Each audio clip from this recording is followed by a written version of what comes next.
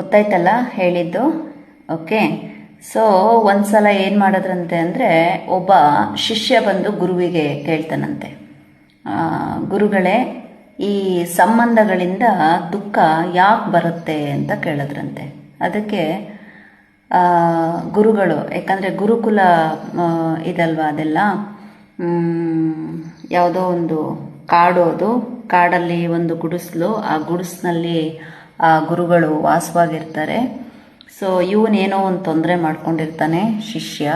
So ಅದಕ್ಕೆ ಅವತ್ತು ಬಂದು, ಅದು ಯಾಕಪ್ಪ ನೀನು ಲೇಟು ಅಂತ ಕೇಳಿದಾಗ ಅವನ ಮನೇಲಿ ಏನೋ ಒಂದು ಇದು ನಡೆದಿರುತ್ತೆ. ಸೊ ಆಗ ಅವನು ಬಂದು ಕೇಳ್ತಾನೆ, ಗುರುಗಳೇ, ಈ ಸಂಬಂಧಗಳಿಂದ ಯಾಕೆ ಬಹಳ ನೋವಾಗುತ್ತೆ, ದುಃಖ ಬರುತ್ತೆ ಅಂತ ಕೇಳ್ತಾನೆ. ಸೊ ಅದಕ್ಕೆ ಆ ಗುರುಗಳೇನು ಮಾಡ್ತಾರೆ, ಒಂದು ಮರ ತೋರಿಸ್ತಾರೆ, ಆ ಹಕ್ಕಿನ ನೀನು ನೋಡು ಅಂತ ಹೇಳ್ತಾರೆ. ಸೊ ಆ ಹಕ್ಕಿಯನ್ನು ನೀನು ಪ್ರೀತಿ ಮಾಡಿದ್ದೆ ಆದರೆ ಅದು ಹಾರಲಿ ಅಂತ ಹೇಳಿ ನೀನು ಬಯಸ್ತೀಯ. ಆ ಹಕ್ಕಿನ ನಾನೇನಾದರೂ ಇದನ್ನು ನಂದು ಅಂತ ಅಂದ್ಕೊಂಡ್ರೆ, ಓಕೆ, ಅದನ್ನೇನು ಮಾಡ್ತೀಯ, ಅದನ್ನ ತೊಗೊಂಡು ಬಂದು ಪಂಜರದಲ್ಲಿ ಕೂಡ ಹಾಕೋತೀಯ. ಓಕೆ. ಸೊ ಆಗ ಆ ಪಂಜರದಲ್ಲಿ ಇದೆಯಲ್ಲ ಹಕ್ಕಿ, ಅದು ಹಕ್ಕಿನ ಅಥವಾ ನಿನ್ನ ಭಯನ? ಸೊ ನಾವು ಅಂದ್ಕೊಂಡಿರ್ತೀವಿ, ನಾನು ಆ ಹಕ್ಕಿಯನ್ನು ತಂದು I took that bird and I kept in the ಪಂಜರದಲ್ಲಿ ಇಟ್ಕೊಂಡಿದ್ದೀನಿ ಅಂತ. ಆದರೆ ನಿಜವಾಗ್ಲೂ ಆ ಪಂಜರದಲ್ಲಿರೋ ಅಂಥದ್ದು ಯಾವುದು ಅಂದರೆ ಹಕ್ಕಿ ಅಲ್ಲ, ಅದು ನಿನ್ನೊಳಗಿರುವಂತಹ ಭಯ ಅಂತ ಹೇಳ್ತಾನೆ. ಓಕೆ. ಯಾರಿಗೆ?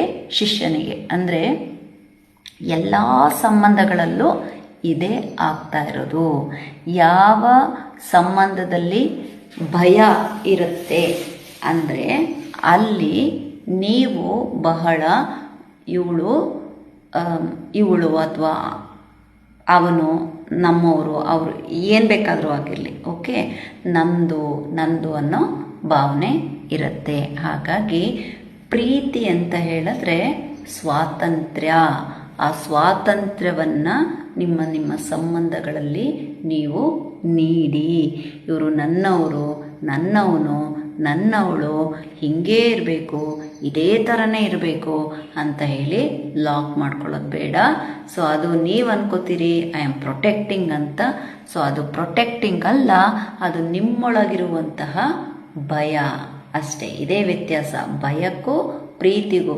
ಎಷ್ಟು ಪ್ರಾಬ್ಲಮ್ ಏನಾಗ್ತಾ ಇದೆ ಅಂತ ಹೇಳಿದ್ರೆ, ಕೆಲವು ಪದಗಳಿಗೆ ಅಥವಾ ಕೆಲವು ಸಂಬಂಧಗಳಿಗೆ ಅರ್ಥನೇ ಇಲ್ಲ. ಅರ್ಥ ಇದೆ, ಜನರು ಅರ್ಥ ಮಾಡ್ಕೊಂಡಿಲ್ಲ ಅಷ್ಟೇ. ಓಕೆ.